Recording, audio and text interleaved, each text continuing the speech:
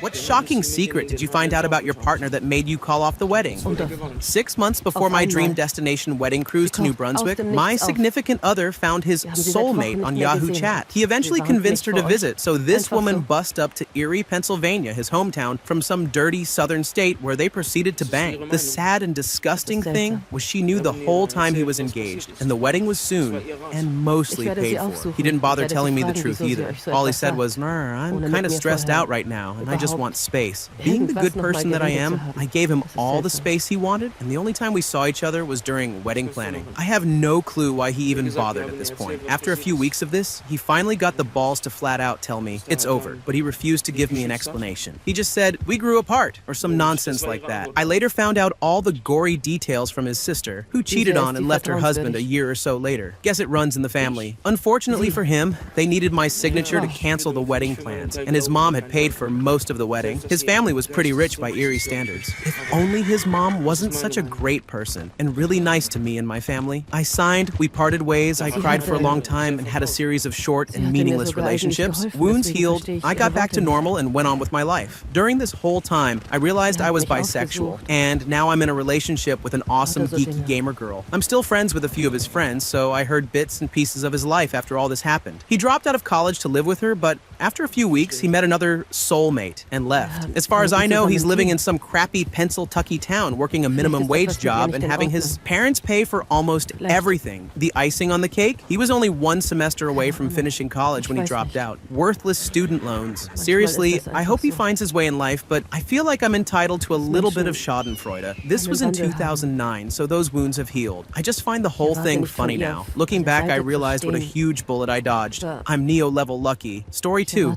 I called off my wedding recently due to a pregnancy that she decided to terminate while I was at work. We were not engaged as a result of the pregnancy or pressure from family and friends. We had fallen in love and moved in together over a 2-year period. Then, she took a pregnancy test due to a late period, and it was confirmed later that day by a doctor. I got excited. She got worried. Nothing I said seemed to calm her down. About a week into it, she told me she had terminated over a steak dinner. I harbored a lot of resentment toward her. For it, though, I told her I supported her and her decision. Over the ensuing 6 weeks or so, I started subconsciously distancing myself from her. While at home, I spent all of my time on the computer, playing video games, reading, etc. Then, I finally told her that I did not think I wanted to get married. She was devastated. A couple of days later, I came home from work, and she had taken everything that was hers or shared and left. That was 3 weeks ago tomorrow. Story 3. She cheated on me prior to getting engaged. I eventually forgave her and proposed while we were on vacation. A couple of months later was our anniversary, and we sent her kids to stay with their grandparents. While we were at dinner, the guy she cheated on me with walked in and got carried out. As soon as he left, he started texting her. I asked her not to respond. She talked about him non-stop for the rest of the night. The only time she stopped talking about him was when she was busy with me in bed. I checked the phone records the next day. She texted him as soon as I fell asleep that night. I did not say anything immediately. Instead, I started investigating. A week later, I told her that I knew she had texted him, and also that I discovered there were 6 other guys she cheated on me with. It was a really rough point in my life, especially because of her kids, who were already calling me dad. I am really glad that marriage never happened. Screw being married to someone so manipulative and deceitful. Story 4. One of my friends was engaged to a woman he was completely puppy dog in love with. It was a religious thing, and both were very strong, faithful Southern Baptists. The families knew one another,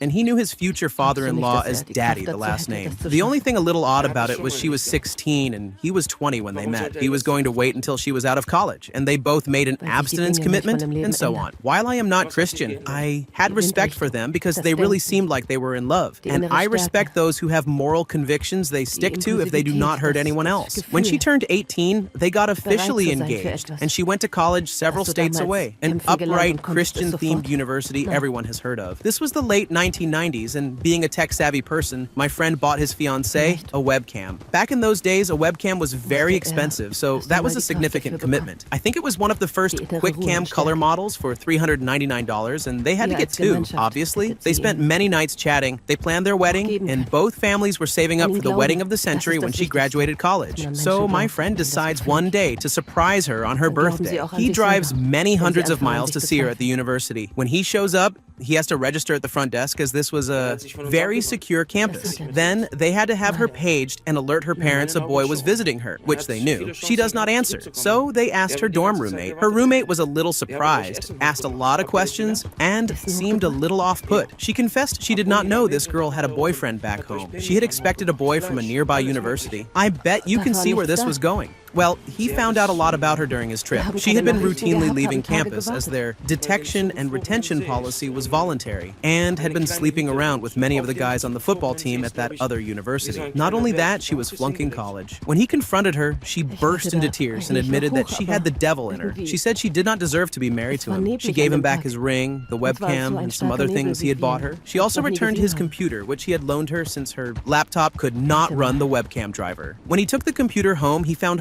hundreds of pictures of her posing semi-bare in lingerie, chat room logs, and so on. He was completely crushed. His no longer in-laws were floored when he returned. Both sets of parents did everything they could to resurrect the relationship. They sent the girl to some emergency Bible camp. But despite how these sorts of things turn out, my friend actually had enough common sense not to take her back. But it ruined him forever, I think. He had been dreaming of a perfect marriage for so long that he tried to get married the next year to another Southern Baptist, and that failed. Finally, he married another girl a year after that relationship ended, and he stayed married to her for about 5 years before she left him. Last I saw, he was a very bitter and shallow man, still devoted to Bible stuff, but wow. Story 5. My dad called off a wedding before he met my mother. He was with this woman who really pressured him into getting married. Basically, she just started wedding planning without a proposal, and my dad let it go too far. One night, she and her mother were discussing what food was going to be served at the reception, so they asked my dad what he thought, roasted chicken or beef, to which my dad replied, "I don't care which one you're having, because I'm not going to be there." Apparently, she bought her own ring, too. Story 6. People thought I was crazy. I was engaged to a gorgeous woman who was smart and hardworking. We had been together for a couple of years before getting engaged and were both fairly young. We had set the date 2 different times, and she came to me wanting to change it again. Recently, I had been seeing less and less of her, and she talked about hanging out with some guys from a bowling league. I could not stand these guys. I knew they had zero respect for me. We had been arguing about that situation, and I told her I did not want her hanging out with them without me. We began talking about why she wanted to change the date.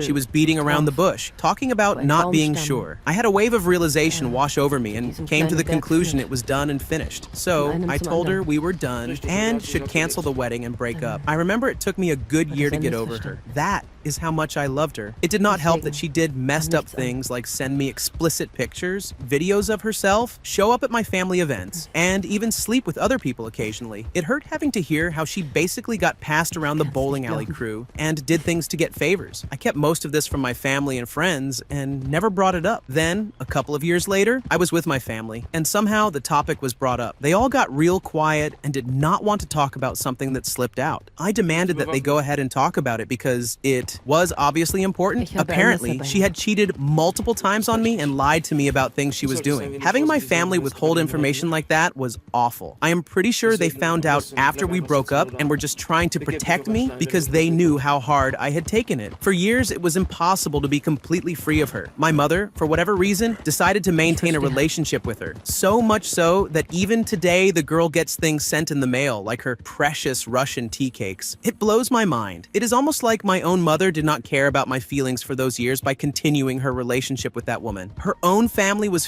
furious and pissed at her. She got her own form of abuse for the failed marriage from her family. Now I need a good drink. Thanks, pal. Story 7. I was 18 and had just had a kid with my first boyfriend. Unfortunately, said boyfriend was abusive as hell, but I'd been putting up with it because I didn't know any better and didn't have family to help me out. The wedding was 2 weeks away. Invitations had gone out. I had my dress. Everything was ready to go. Then, one night, he starts up with his craziness. You never know what sets it off. And I was tired, so I didn't argue back. And when I didn't argue, he runs into my infant son's room, wakes him up by snatching him out of his crib, and threatens to leave with him and never come back. As I'm on my knees crying and begging him to please give me the baby, and he's holding the screaming child above me like someone holding a piece of steak just out of a dog's reach, I started thinking twice about the whole marriage thing. I did what I had to appease him that night, and the next day when he came home from work, he had no idea where I'd moved to. He did call his mother and tell her to shoot me if she saw me, though. Luckily, she did not. In fact, she was in the process of aiding and abetting my escape at the very moment he called. Screw that guy. Story 8. This isn't really as messed up as a cheating cheating spouse, but my wife and I almost called off our wedding on account of her mom being a complete controlling and uncompromising bitch. We had been together for almost 10 years when we decided to get married. We both decided to forgo a formal wedding and just elope, and then have a celebration after the fact. After deciding this, we decided to call our siblings and parents to let them know. My parents were ecstatic, as was my brother, but when she called her parents, they flipped their shit. They ended up showing up at our house unannounced and proceeded to guilt trip us into the reasons why we should have a formal wedding. After about an hour of my soon-to-be mother-in-law telling us how selfish we were for not wanting to have a formal wedding, I relented. My rationale at the time was that I could be the bigger person and let her mother have the wedding she thought her daughter deserved. Unfortunately, that's where it all started to go downhill. Once that was agreed, her mom basically went off the deep end and became a controlling and conniving bitch. We started by coming up with the guest list for the wedding.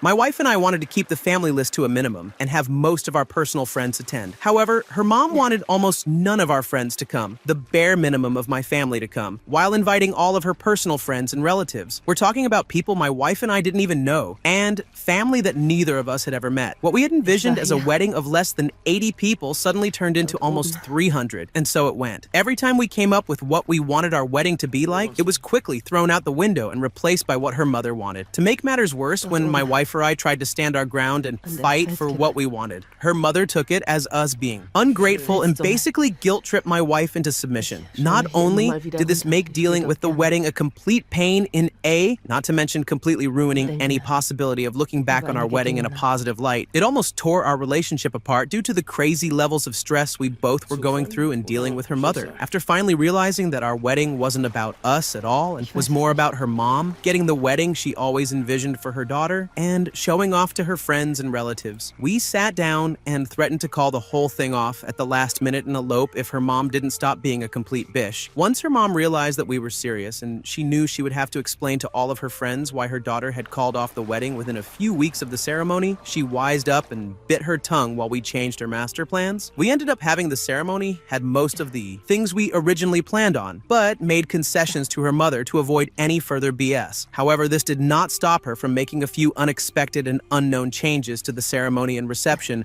without us knowing, i.e. changing the menu, the decorations, the floral arrangements, party favors, and seating assignments. I can't really speak for my wife on this, but for me, the whole thing ruined the wedding for me. Additionally, my wife no longer has the relationship with her parents that she had before all this went down. She used to talk to her parents at least 2 to 3 times a week, and now they're lucky to hear from her once every couple of months. Story 9. After a day of trying on wedding dresses, just me and my maid of honor, we met my family and hubby to be at my brother's house for dinner. While showing a picture of myself in a dress to my mother, which was on my BFF's phone, she gets a text message from my fiance. This is odd because I can see him in the next room, and I can see my friend in the kitchen. I read it, of course, and it's a huge confession from him to her, addressing how they had fooled around a few weeks ago, and he was really regretting he hadn't taken things further with her. He had no idea I had her phone in my hand. I simply stood up and walked the 10 feet to him, held up her phone and looked him in the eye. The look on his face was priceless, and when I could speak, I and my entire family let them both have it verbally. We're black, so you can imagine that was quite the showdown. Needless to say, I don't speak to either of them anymore. Story 10. The lies. Oh my goodness, the lies. Here's some background. My fiancé had baggage. I knew that, as in I was going to be okay with becoming stepmom to 3 children, a daughter-in-law to 2 crappy parents, and sister-in-law to a stupid mess of a woman, and knew that I would be bringing home the bacon. I even bought a house that would be big enough to house him and the 3 kids, but he told me he never married his baby mama, and that he would leave my house at night for occasional night shift work as a cop. I asked to see the court decision regarding the kids, just so I knew what was going on. He kept the first page from me that read,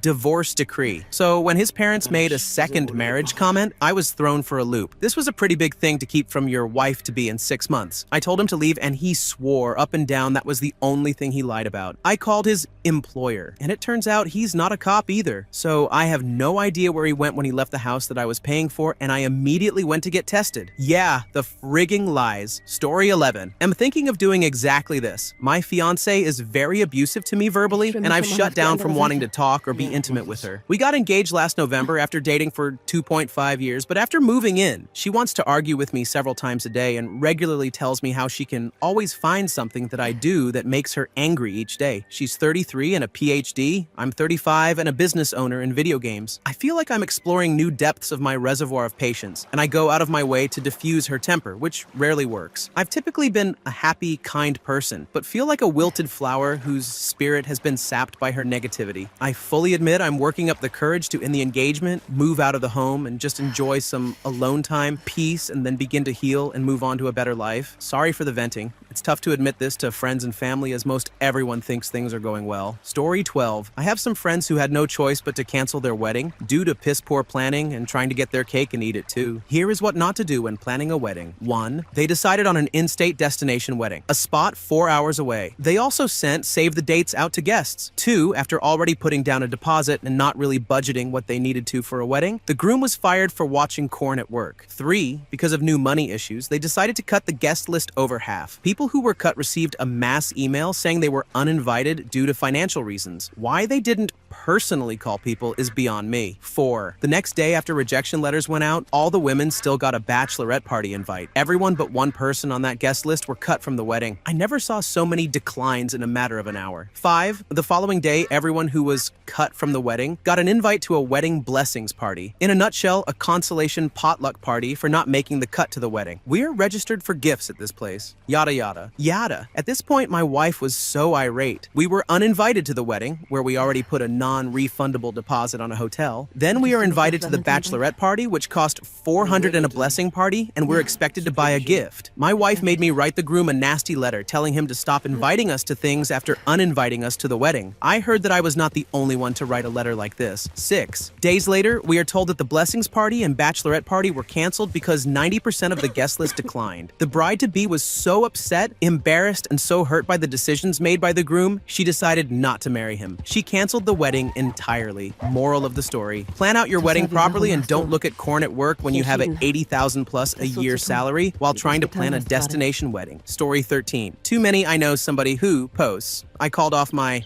wedding. I called it off because I realized we weren't ready to make a marriage work. There are a number of skills that a couple needs to have before they can really succeed in a relationship that's meant to last a lifetime. These skills are pretty obvious: compromise, forgiveness, sacrifice, and an acceptance of the things you don't like but can never change. Shortly before the wedding, I realized that we didn't have those skills. That made me extremely uncomfortable with the prospect of going through with it, and ultimately, I couldn't bring myself to start something that I knew couldn't last forever. The mistake we made was getting engaged before we knew we had those skills, before we were ready. We gave ourselves a long engagement with the idea that we'd have time to figure out those skills before the big day finally came, but we didn't realize that it put a timer on our relationship, which essentially turned it into a time bomb. When the day came, we were either going to be ready or we were going to have a very bad time. Story 14. Too many reasons to list. She was a wonderful person, but she got cold feet and stopped talking to me. Later, she left me for one of our friends. We were really close, and it was devastating to me that she couldn't come and talk to me, that she didn't trust me enough to sit down and talk things out. I guess she was scared, or she simply wasn't attracted to me anymore. I don't really know. The pain of that loss still haunts me, and I still feel the madness coming on every once in a while, but it has been almost 5 years, and I finally feel like myself again. I hope she is happy, though.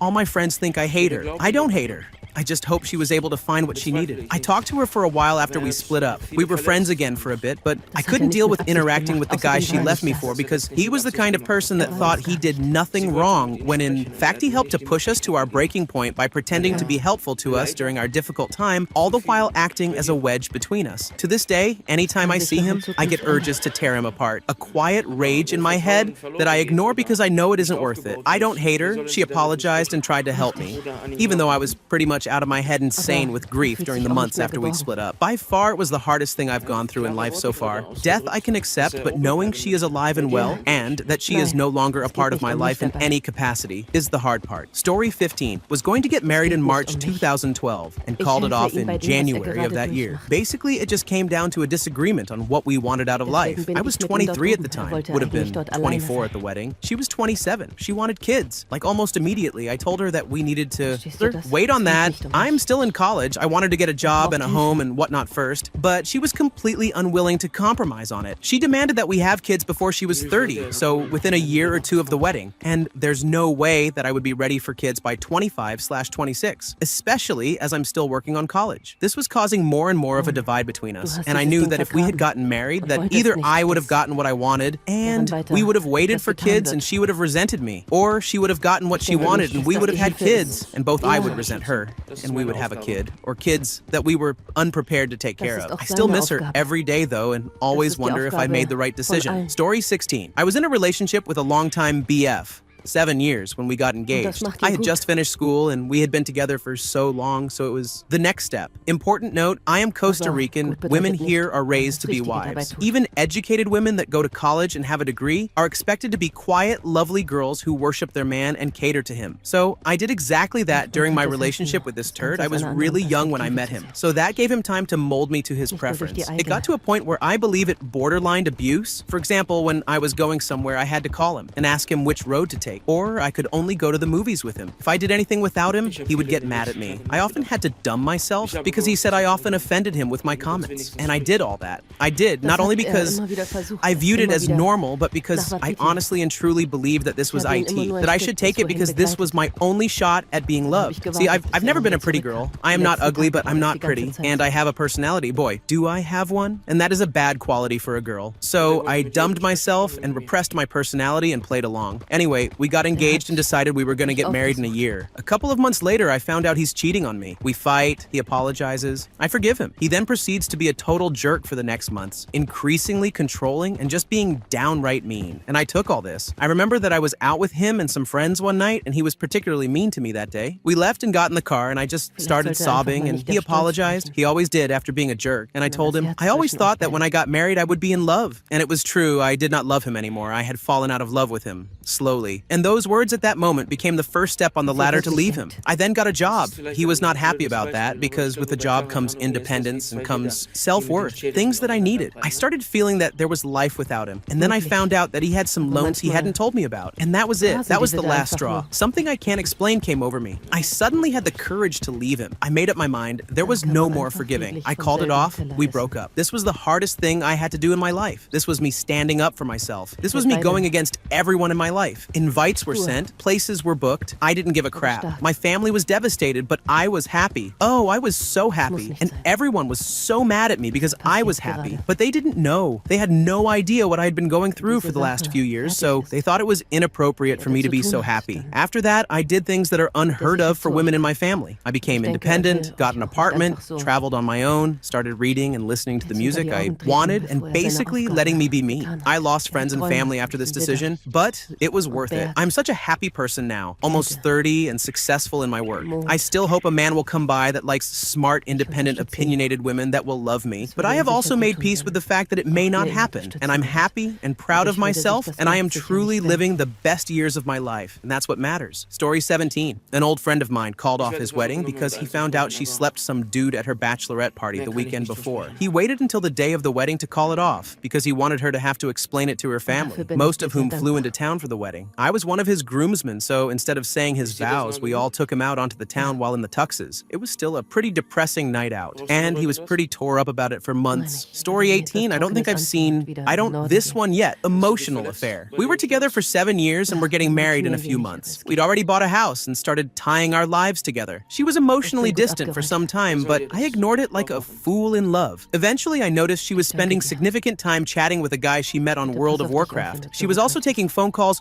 from a friend in private. I called her on it, and our wedding was off the next day. We bought our house during the mortgage bubble, and now I'm stuck with an underwater mortgage on a house that's lost 50% of its value. I also still have the ring. It's been almost 5 years, and I'm still not sure what to do with it. Story 19. My best friend called her wedding off 9 days before the big day. She discovered that he had emptied their joint wedding account playing online poker after he emptied his own personal account. She explained that the feeling of losing a down payment on a house as well as the catering money wasn't anything compared to how she felt when he asked her for her inheritance from her mother. her. She had passed a year previously to pay off more gambling debts. No apologies, no mea culpas, just more money. She walked, and 8 years later, she's happily married to another guy with one boy and a bun in the oven. Story 20. A friend of mine was engaged to a girl. He was your typical SAP. He'd been on literally dozens of first dates from OkCupid and had had no luck with the ladies. Really nice guy, but completely socially lacking. She turned out to be a pathological liar. She was an army vet. She practiced underwater knife fighting. She came from old money, but her part of the money had been spent on an incredibly lavish wedding ceremony. She had a daughter, or maybe she didn't, or maybe the girl was her niece or her friend's kid. She was military police. The lies got so bad that she decided to move across the country in the middle of the night with my friend to avoid a warrant out for her arrest, fraud, and impersonating a police officer. She told him that there were jobs for both of them waiting there with her family business. He had been working on a PhD, but had dropped out at her suggestion, so he wasn't working at all and they were broke. So they moved in with her mom, and there weren't jobs for either of them. I think to distract him from that fact, she told him she was pregnant. A miracle, he proposed. The ultrasound photo she showed him showed up on the first page of Google image results for ultrasound. He finally broke it off. He called his dad to get some money to fly home. She called him a few weeks later from jail to talk about their baby and how she was going to get an abortion if he didn't get back together with her. The lady, she was nuts. Story 21. We were both fairly young. I was 21, he was 23. We were responsible, self-sufficient. We bought a house together.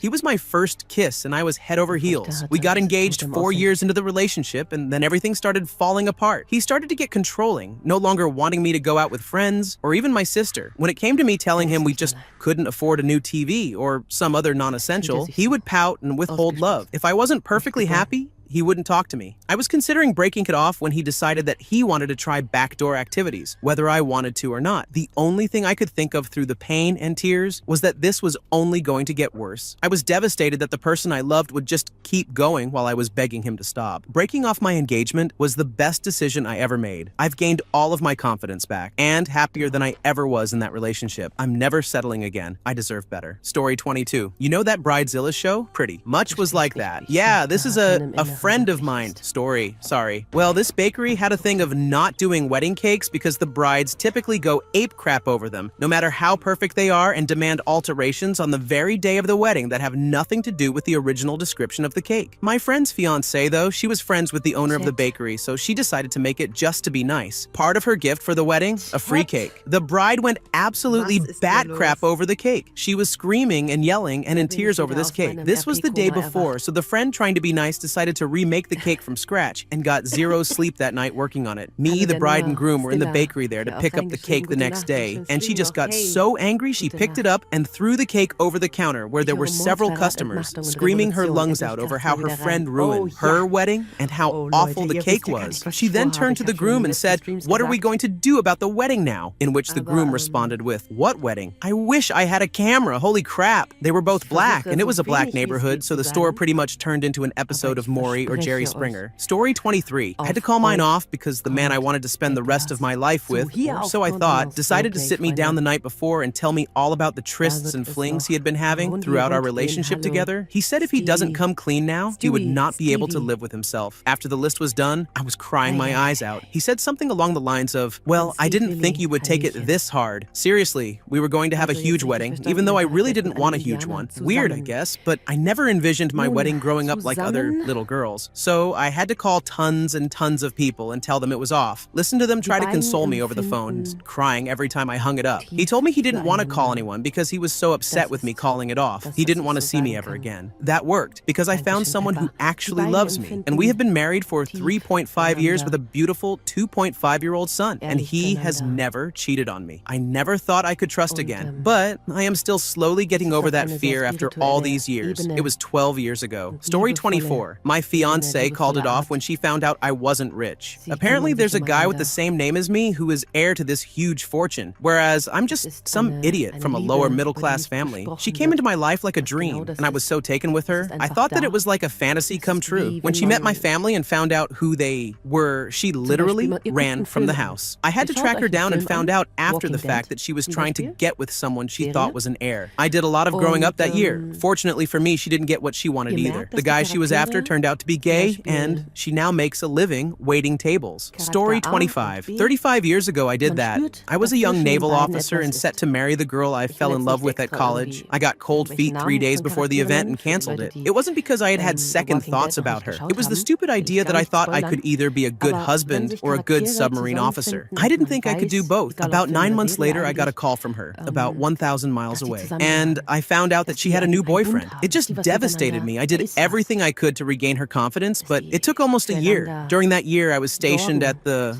submarine base in Bangor, Washington, and she was 2,400 miles away in Cincinnati, Ohio, with that POS rich boyfriend hounding her daily. It really took a toll on me. I had many sleepless nights imagining the worst. I didn't give up, though. A few months before we were scheduled to relocate to Submarine Squadron 1 in Pearl Harbor, I took a chance and drove to Cincinnati. I convinced her to come back to Bangor with me and made the trip through the Southwest and then back up the California coast along the Pacific. It was as much like a honeymoon as I could make it on my limited salary, and it was memorable. By the time we reached Washington, Mount St. Helens erupted. We were on the highway about 40 miles from it when it blew. The sky just turned black and the mud flows washed out the bridges north of us. We were rerouted along the coast and finally made it to Bangor. She had to return to Cincinnati, but this time it was with the plan to return to Washington. When she flew back, we eloped with a justice of the peace. That was almost 33 years ago. We have 3 sons and we couldn't be happier. Our boys are all grown up, and I'm not far from retirement. Marrying her was the best, smartest thing I ever did. Story 26. I went on my first date at the age of 23. Having never been in a relationship before, I thought everything was going well. About 3 months in, we got pregnant. She told me that she was on the pill and that it was possible that she couldn't even get pregnant. This was a shock to my system, and we separated briefly following the announcement. We got back together, though, and really tried to make it work. My daughter was born in August, very near our 1-year anniversary. My daughter is the greatest person in the world, and she's done more for me than she'll ever know. I've learned so much through her about responsibility and being an adult. Shortly after my daughter's birth, her mother began pushing the marriage issue, and I saved up to buy a ring.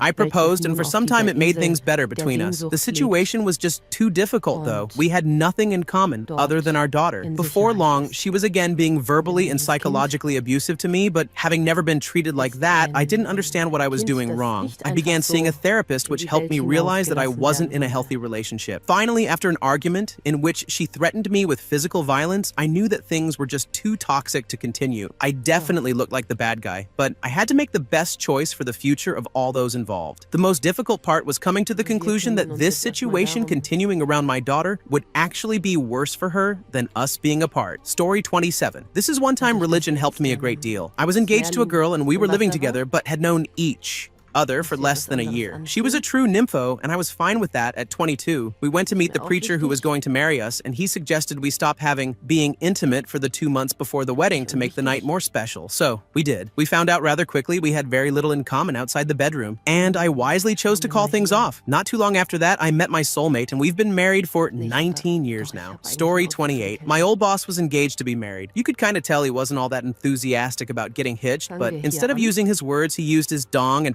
did it with an S worker on his bachelor holiday, and told his fiancée this was about 2 weeks before the actual wedding. After she frog marched him to the doctor to get them both tested for STDs, she called off the wedding unsurprisingly. The thing he was most pissed off about was he didn't get a deposit back on the reception venue. What a guy. Story 29. I was about 2 months away from getting married to someone I had been living with for about a year. I was getting fitted for my wedding dress when I looked in the mirror and thought to myself, I really hope he and I can stay friends after we're divorced. Then I thought, wait, did I really just think that? I got honest with myself and realized that at most I had lukewarm feelings for this guy, and that I had only been thinking about the wedding day, but not the marriage or the life we were going to live together. I was 21 and just wanted to get married without having really understood what that meant. I called it off, moved away, and met the love of my life 3 months later. We've been together for 11 years now, married for almost 4, and are expecting our first baby this summer. Best decision I ever made. Story 30. My ex-girlfriend's mother's wedding was called off because they found the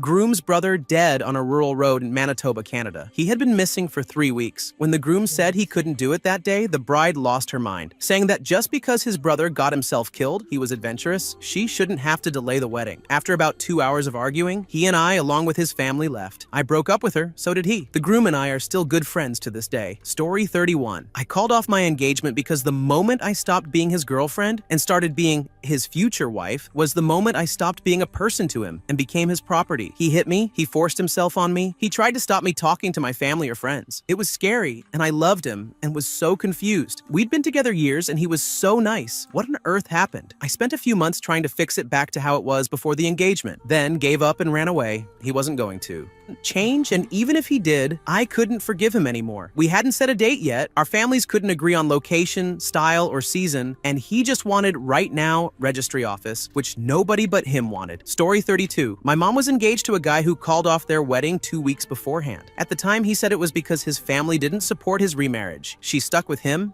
and eventually married him a few years later. It turned out he had at least 2 other wives during this time. She found this all out when he had a stroke and died, and another wife showed up at the hospital. In the end, Mom lost everything, and now she lives with me. Story 33. We didn't have a wedding scheduled, but we were engaged and were planning to start planning a wedding. Nothing happened. No one cheated. No one hit anyone. There was not a big fight. The relationship just sort of crumbled, and about 8 months after getting engaged, we decided to just be friends. In retrospect, the engagement wasn't what was the problem. The relationship was already on the downhill, and I think I proposed to try to put some magic back into the relationship. So here's a tip. Being engaged or married won't fix a structurally flawed relationship. Story 34. First of all, we were too young. We had been living together for a few years, were serious about each other, and felt like it was the next step. We got engaged, planned the wedding for the next summer, paid tons of deposits. I had a dress and everything. The entire time it felt off, just stressful, and I constantly had this what if I'm making a huge mistake feeling. I should have listened sooner, but 4 months before the big day I called it off. His drinking and drug use had gotten extremely out of control. I realized I couldn't fix him, and as much as it hurt, I knew we'd never have a happy life with his addiction issues. I moved my stuff out that next day and told him to leave me alone and never talk to me again because I needed a clean break. That fall, I started grad school and a new life without him. Several months after we split, he contacted me, telling me he'd been in AA for a couple of months and needed to make amends as part of his program. I went back to our old place to meet him and saw a different man than I had ever seen. It's been almost 2 years since we split and called off our wedding, and he's been sober that entire time. I'm happy to say we're getting married this summer, and this time everything feels right. I've gone to at least 1 meeting a week with him, and while I know he's never cured of alcoholism, the fact that he got sober in spite of me, not because of me, increases the likelihood that he'll keep at it. For anyone considering calling off their wedding, I implore you to do so. The wedding train is a tough one to jump off once it leaves the station, but it can be done, and I'm happy to talk to anyone who has questions. Story 35. I got engaged for the wrong reasons. I thought since I graduated college, it would be the next logical step, but as I started planning the wedding, I could feel in my gut that I was making a horrible decision. I still followed him over 1,000 miles away to the city he was planning on attending law school at, but it all fell apart shortly after moving. It was a pretty awful breakup. He stole or sold nearly all of my games and threatened to essay me if I didn't leave the apartment, but now I know I made the right call and things are a lot better. Story 36. This is about a coworker and friend. She, who I'll call Cindy, was 21 at the time. Her soon-to-be husband, who I'll call Ed, was 24. They had dated for about a year until Ed proposed to Cindy. They were a happy couple. Everything was going right for them. They were the type of couple who would always talk about their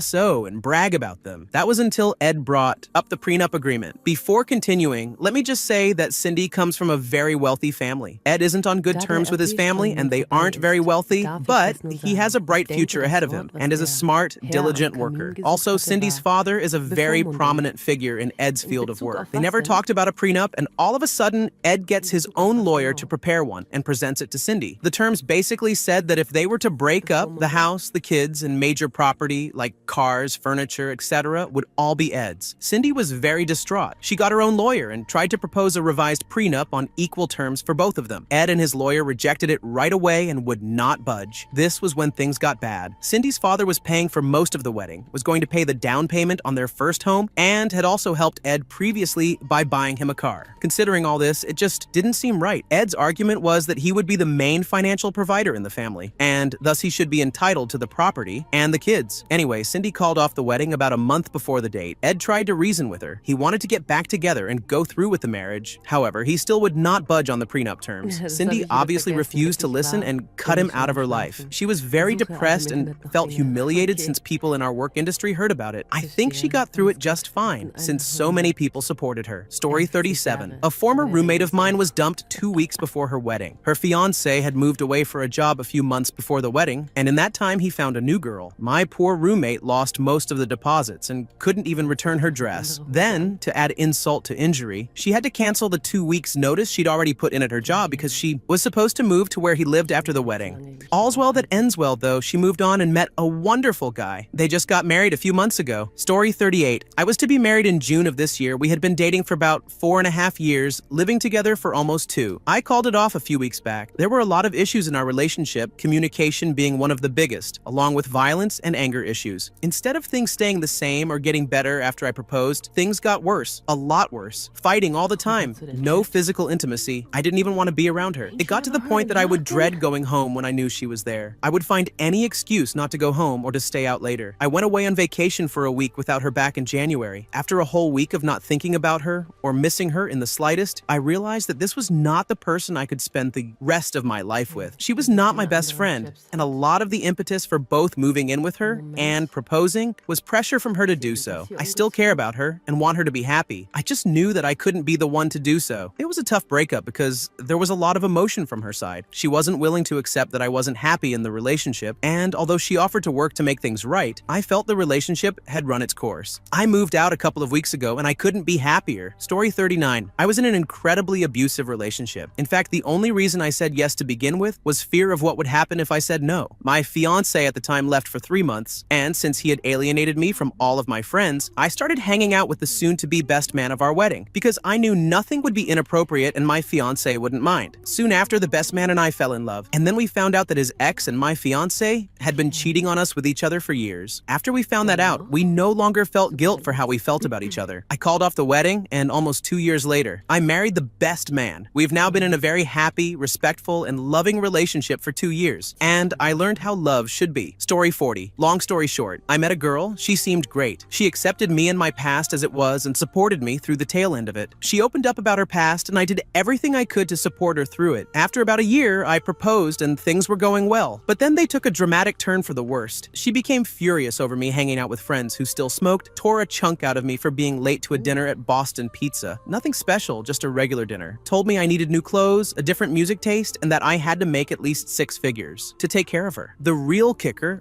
was when she tried to get me to stop talking to my family about wedding plans and what I wanted to do career-wise, saying it wasn't any of their business. Things kept getting worse, and I realized how controlling she was. She left me a few days after Valentine's Day saying I wasn't ready because I didn't have my career in order and couldn't be mature enough to stop my hobbies because they were childish, going to concerts, playing darts at the pub with my dad, etc. I was confused and broken. A few weeks later, she started seeing other guys and going to clubs completely drunk, but still tried to convince me there was hope for us once my life was on track. After coming home from a summer job as a camp counselor, I told her that it was completely over, even though she left me first. Story 41. 2 weeks before the big day is when I called off my wedding. It all went down the weekend after her bachelorette party. Fast forward to late Monday morning. I get a phone call from her maid of honor. May have been the only call I ever received from her. I can't remember exactly how I felt, but I can still replay that moment. Anyway, she tells me, "You cannot marry Crazy Bish." She then begins to explain that at the party, all of her lies caught up with her. She had about 3 small, different groups of friends together sharing stories. While out and about doing what they do, different stories from different friends started running into each other. It's hard for me to explain, but one example is when she claimed to have a modeling contract at an agency. Then another friend would say, no, she doesn't have a modeling contract. I do with that agency. Basically, she used her friend's stories as her own. After the conversation, I was stunned for a moment. I felt empty, but emotionless. The next thing I remember is walking back to my computer on the sales floor and changing passwords to important accounts.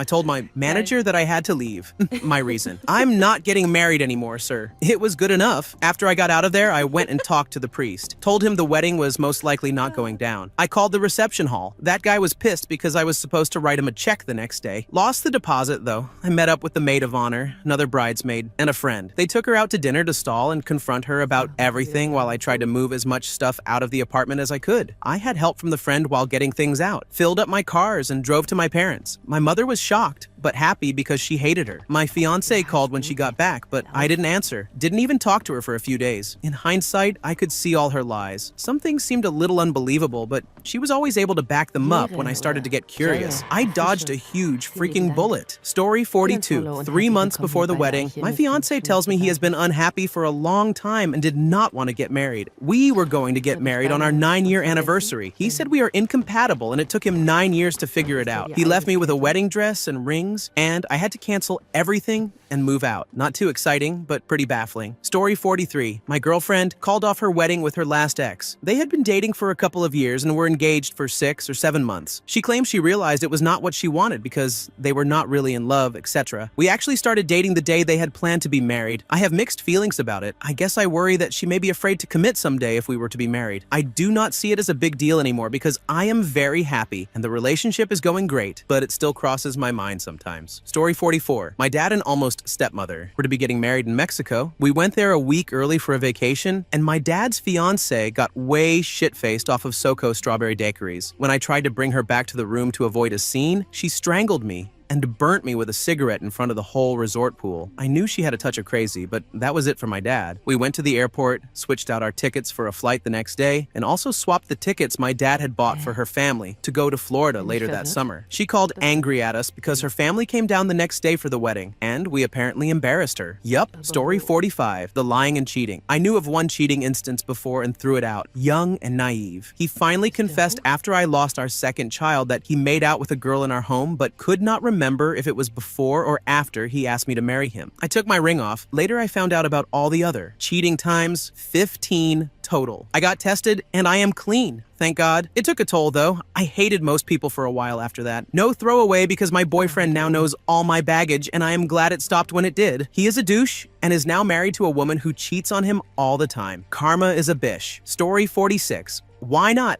Here's my post that will get buried and like 3 people will read. My ex-boyfriend and I got engaged when I was in my early 20s and he was in his mid-20s. I think I was just in love with the idea of being married. Once we told his mom, she started to plan a church wedding. The problem is that I am an ex-Catholic, now atheist. They wanted me to go see a priest and also go as a couple to ask the priest for permission to get married. No priest in his right mind, not that they are all there already, would ever recommend a Catholic marrying me. That was one of the problems. The other major issue is that while I was working part-time and in college, his goal was to work for a major retailer for the rest of his life. He actually saw this as a career, think Walmart. He had no desire to buy health insurance. Ever. Why should I? The government can pay for it. He wanted to have kids and teach them a language I could not speak because his family all spoke it, and I should too. And he had no desire, as a man in his mid-20s, to move out of his parents' house. He still got grounded at 24. His parents paid for his car insurance and everything else. Not to mention he had never cooked or cleaned anything his whole life. His mom still washed his underwear and folded his socks. Needless to say, I came to my senses after really taking a look at the big picture. His desire deep down was for me to be barefoot and pregnant at home 24/7. I had no desire to be anything like that. In the end, it took him cheating on me with a girl who was exactly like him, who also worked at the retail store and had the same goals in life, for me to get some sense knocked into me. I told myself that after him, I would set some standards for myself and really stick to them. Plot twist? Today is my 5-year wedding anniversary with my husband. He has a bachelor's degree and is working on his master's, something my ex never had a desire to pursue. A stable, well-paying career,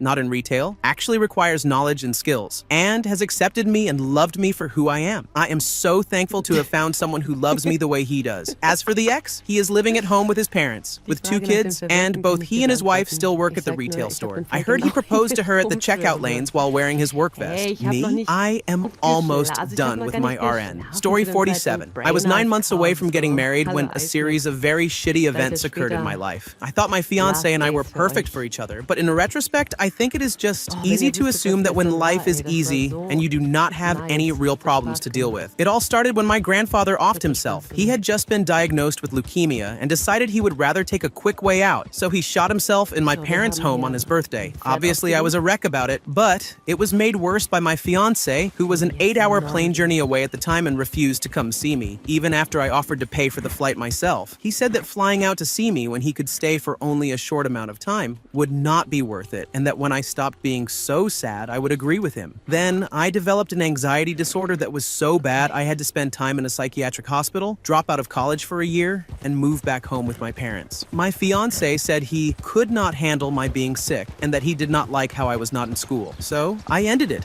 and gave him back the ring. That was 3 years ago. That, and my family still thinks I made the wrong decision, that I was too demanding of him. Maybe that is true, but honestly, I would rather be alone than with someone who cannot support me the way I need when things are tough. Story Story 48, I asked her not to. My fiancée had this thing. She would walk out the door every time we had an argument. She would look me in the eye, say, "Well, F you then," and walk out. Sometimes I would not hear from her for a couple of days. The last argument we had, she started to walk out. I asked her not to. Then, as she was slamming the door, I said, "Do it. We are done." She drove off. I later asked for the ring back. She cried and begged me to reconsider. Nope. I met my wife of 10 years a couple of years later. I look back at that defining moment as I dodge a bullet. Story 49. I was about to make a huge mistake. I realized my fiancé was drinking too much, neglecting me emotionally, and was never actually there when I needed him. For example, a friend of mine died, and he did not want to go with me to the funeral because he had a magic tournament. I was marrying the completely wrong man, and thank God I realized it before it was too late and was brave enough to call it off. My family was super supportive. My super awesome grandmother took care of letting all the guests know. My dad had no problem with the money he lost and all the deposits. I gave my wedding cake to a homeless shelter since it was already paid for in full. 3 years later, I married a wonderful man who was everything the first guy was not. Story 50. I apologize in advance for the length, but I am incapable of telling a short story. I met a young, shy, inexperienced guy at a bar. He had never dated, had few intimate experiences and little social skills, but he was cute and shy, and I wanted him. I was, and am, the exact opposite. We were friends with benefits for about 8 years, most of which I was in love with him, but he always insisted I was not the one for him and that he had his reasons. 8 years in, we tried to have a real relationship, but his family was strongly against it and badgered him daily until he broke up with me. It took us over a year to rebuild the friendship. No physical relation, only emails, chase dates every now and then. I kept him at arm's length and my guard up. I fully gave up on him. I came to my senses and realized I did not want someone who truly did not want me. We were just friends. Towards the end of that rebuilding year, he started talking about us being together, but always in a playful, half-joking way. And I always giggled and laughed it off. Finally, after a year and 2 months of this newfound friendship, he sat me down and told me, in a serious way, for the first time ever, that he wanted to be with me, despite all the reasons we should not be together. He was very successful and financially sound. I am the type who just has a job and am pretty bad with money. He was physically fit, athletic, and ate healthy. I was, and am, overweight and not very athletic, but he was always wildly attracted to me and bigger girls, even though he wished he wasn't. He always insisted he wanted kids, and I always insisted I did not. I have ADHD and sometimes deal with anxiety and depression, but I was and am medicated and in therapy. He was always very supportive. He was more of an introvert, happy to stay at home with a few close friends, and I was and am very outgoing, with tons of friends and a vibrant social life. We discussed all of these differences in a mature, serious way, and he said, "I'm okay not having kids as long as I get to be with you for the rest of my life." We agreed that we balance each other out and can help each other with the things we lack in our lives. He had finally realized and was able to proudly say how much he loved me despite our differences. I was skeptical, but also so very happy because I had always wanted this. Both our families happily welcomed the other, and it was lovely and precious. I moved in. We dated seriously and happily for 2 years. We were everyone's favorite love story. It finally fell into place. We were the Carrie Bradshaw and Mr. Big of our circle of friends and family. We got through our hurdles and differences. At 2 years, we got engaged, announced it to our friends and family, and started planning a wedding. He never actually proposed. It was more of a discussion while we stood in the kitchen in our pajamas making breakfast on a Sunday. It happened for a few Sundays until I finally asked him if he was serious about telling his parents. He said he was. That is how we got engaged. I knew him well enough to know that this is his way,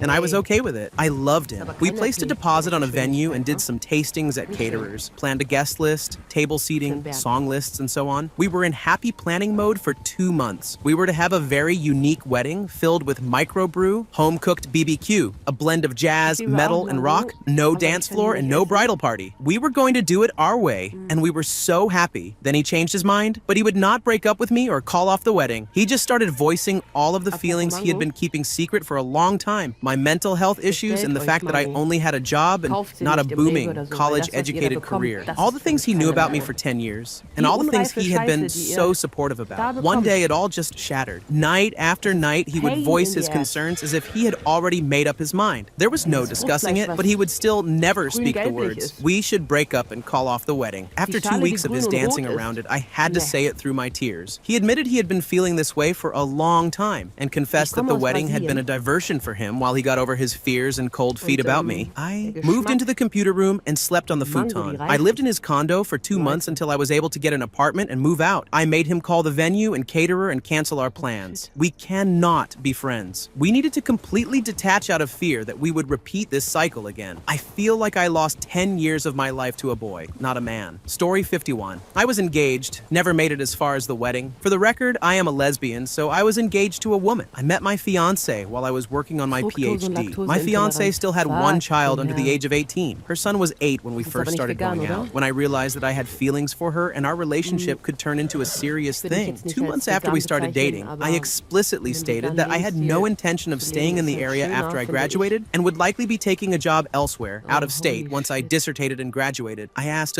is this going to be a problem? Would you be okay with moving? Her response, it won't be a problem. There is nothing in my divorce paperwork that says I can't move. Fast forward 3 years. I am dissertating. I have had several job interviews down south and out west. Many of those interviews turned into offers. Nothing in the Northeast. We are now engaged. My fiancé tells me to turn down those offers. Just look for any job in the area, and she will pay the bills. This is one of the most hurtful things she has said to me ever. I was emancipated as a teenager and put myself through college and a master's program already. It was a lot of work and sacrifice which she knew about. During this entire 3-year period, not once has she attempted to talk to a family lawyer to come up with a game plan for moving out of state with her son. I take a job down south. I was down south for a year before she went to a lawyer. The lawyer told her that her son had an established relationship with his father and it would be a protracted court battle to change visitation if she wanted to move. And that was the end of it. She refused to go to court. 3 years later, when my contract was up, I had more job offers in various parts of the country. She convinced me to turn them all down and move back to the Northeast while she paid the bills. I made it explicitly clear that there needed to be room in her apartment for me to get my work done, as I would have to be self-employed and working freelance until I could find something. I get back to the Northeast. All of my things are expected to fit into a 4x6 space. There is no room for my stuff or my work. Lots of promises were broken. When talk of marriage arrangements came up a few months later, I just flat out told her that I didn't feel like the things that I wanted or that made me happy were a priority for her, and I didn't want to get married at that time. Edit. Because I turned down jobs in my field to go back to our home state, I spent 2 years being unemployed. When I told her I no longer wanted to get married, she kicked me out. I lived in my car and out of a storage spot for a few months. I called up a friend, explained the situation, and she offered me a room in her house until I was back on my feet. I have finally found a job, but I make a fraction of what I made when I was employed in my field. All of my resources have been exhausted due to going so long without working. Story 52. We didn't have a wedding scheduled, but we were engaged and planning to start planning a wedding. Nothing happened. No one cheated. No one hit anyone. There was not a big fight. The relationship just sort of crumbled. And about 8 months after getting engaged, we decided to just be friends. In retrospect, the engagement wasn't the problem. The relationship was already on the downhill, and I think I proposed to try to put some magic back into it. So here's a tip. Being engaged or married won't fix a structurally flawed relationship. Story 53. We had been dating for 5 years and engaged for 6 months. I think it had to do with several issues, but what it came down to was that we could not reconcile our career differences, which led to a bunch of resentment on both sides. We started dating when we were 19. 2 years into our relationship, senior year of college, he decided he was going to join the Peace Corps. I had just accepted a graduate school position across the country and was expecting him to move with me. Instead, he accepted his Peace Corps nomination and was stationed a 6-hour flight away in South America.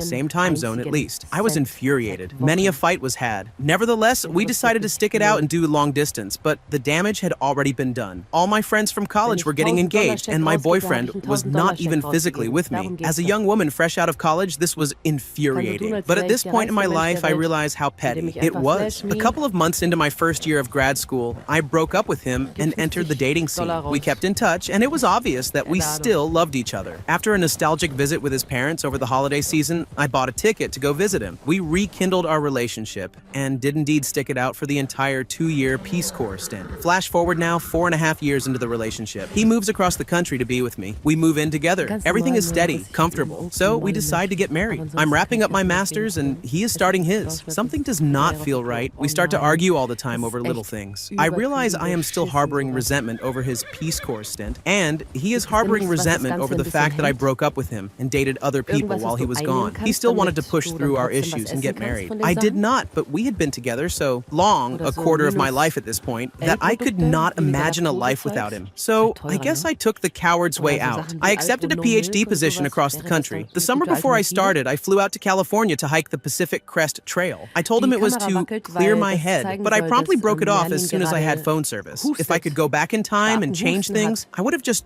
broken up with him after he joined the Peace Corps and left it at that. I was too immature to deal with a long-distance relationship, and I do not think we were morally compatible anyway. Hiking the PCT, by the way, turned out to be the best decision I have ever made. Thank you for watching. If you enjoyed this video, be sure to give it a thumbs up, subscribe, and hit the bell icon so you never miss an update.